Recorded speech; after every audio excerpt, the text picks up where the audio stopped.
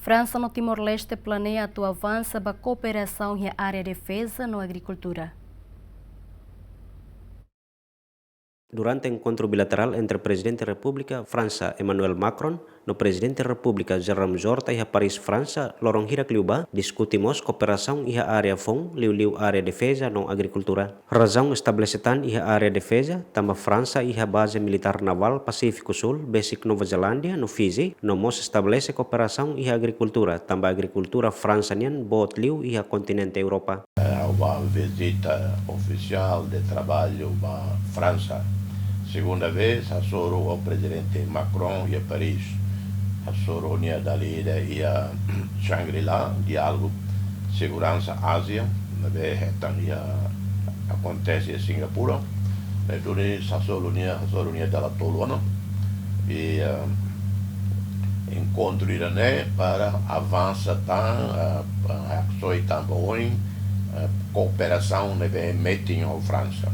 O presidente Macron colocava cooperação e agricultura, também França na agricultura nessa número 1 e Europa toma se investe muito na agricultura, macans forte e seremos prontos a a cooperação de lutar no setor defesa e ser navio, ruaje militar, marinha de guerra, mais Timor da Leirona e será a cara aumenta também seria a base naval e a Pacífico Sul e a Nova Caledônia naval e a basic Nova Zelândia, basic Fiji e seremos o território oceaniano e o Oceano Índico, Ilhas Reunião e temos Tahiti e será a cooperação de lutar e ter forças armadas e a parte celo seremos colaborar ajuda e a área por exemplo se Takarak será Belfort lo que é curso francês de Timor-Leste e no dia para ter jovens aprender línguas língua francesa, língua bonita e